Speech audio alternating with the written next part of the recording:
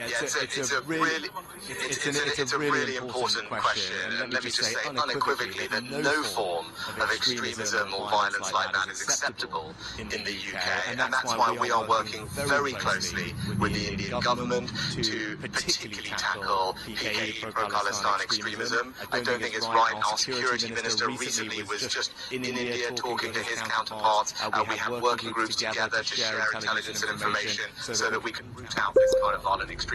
It's not right, and I won't tolerate it in the UK. अस्सलाम वालेकुम सामीन। 23 सफ़रुल मुज़फ़्फ़र की तारीख़ शुरू हो चुकी है, 9 सितंबर है। ख़बर का उन्वान है G20 समिट में आज क्या हुआ। आज पहला दिन है और 2 मीटिंगें मुकम्मल हो ली हैं। अब शाम का खाना अहम लीडर साथ खाएंगे, उसमें भी कुछ तबादला ख्याल करेंगे। अब तक क्या हुआ, सरकार ने जो हमें बताया, सहाफ़ियों को बताया, वो मैं आपके सामने पेश कर देता हूँ। मुकम्मल बात तो इस मीटिंग के ख़त्म होने के बाद ही पता चल पाएगी। सरकार ने भी ऐसा बताया है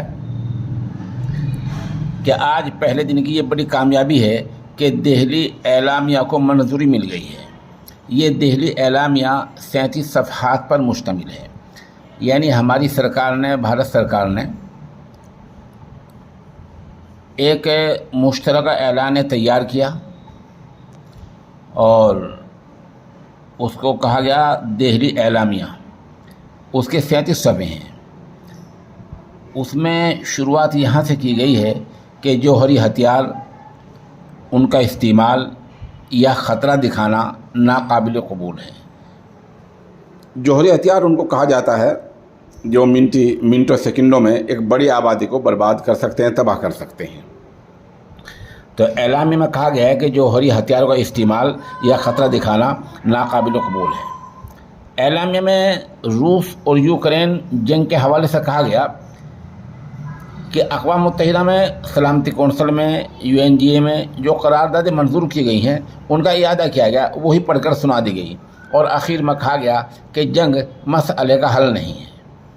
ये भी कहा गया कि ऐसे जो मसाइल हैं, जंग जैसे जो मसले हैं, वो मईशत को, रोज़ी रोटी को, आर्थिक हालत को कमज़ोर करते हैं। G20 सरबराही इजलास के हवाले से वज़ीर ख़ारजा S जयशंकर ने कहा, हमारा पैगाम है एक ज़मीन, एक ख़ानदान और एक मुस्तक़बिल। यानी पूरी ज़मीन एक ज़मीन है, सब लोग एक ख़ानदान हैं और सभी का मुस्तक़बिल एक है जो अच्छा होना चाहिए। उन्होंने बताया हिंदुस्तान की सदारत में मुनक़िद G20 समिट में 20 रुकन ममालिक शरीक हुए हैं। 9 वो मुल्क हैं जिनको दावत देकर बुलाया गया है और 14 आलमी तंजीमों के ज़िम्मेदारों ने हिस्सा लिया है। वज़ीर ख़ारजा कहते हैं हमारे लिए इत्मीनान का सबब है। उन्होंने कहा कि अफ्रीकी यूनियन को आज हिंदुस्तान की सदारत में G20 समिट में मुस्तकिल रुकनियत दे दी गई है। इस तरह 20 के बजाय 21 ममालिक हो गए हैं। वज़ीर ख़ारजा जयशंकर ने यह भी कहा, यह हमारे लिए अपनी सकाफ़त, अपनी रिवायत और अपनी विरासत को ज़ाहिर करने का मौका था। वज़ीर ख़ारजा ने आगे कहा, हिंदुस्तान को दुनिया के लिए तैयार और दुनिया को हिंदुस्तान के लिए तैयार करने में बड़ा ताउन हुआ है। S जयशंकर ने यह भी कहा कि दिल्ली एलामिया पर तमाम आलमी रहनुमाओं ने इत्तिफाक ज़ाहिर किया और वो कहते हैं कि तरक्की जामे हो और मसाइल का हल मुस्तकिल हो और जो मुआहदे हों उनमें तरक्की का तस्वुर हो। वज़ीर ख़ारजा ने कहा कि G20 इजलास में खुराक, ईंधन और जो अशियाएँ खाने पीने की, उन पर भी तबादला ख्याल हुआ है। इसके अलावा दहशतगर्दी के ख़ात्मे और आमदनी से ज़्यादा जो दौलत होती है, मनी लॉन्ड्रिंग, इस पर भी वहाँ तबादला ख्याल हुआ है। उधर G20 समिट के रहनुमाओं ने कहा है कि दहशतगर्दी की तमाम शक्लें और तमाम इसके जो है मज़ाहिर वो काबिल मज़म्मत है। इन रहनुमाओं ने तस्लीम किया कि दहशतगर्दी आलमी मसला है और इससे आलमी अमन को ख़तरा होता है।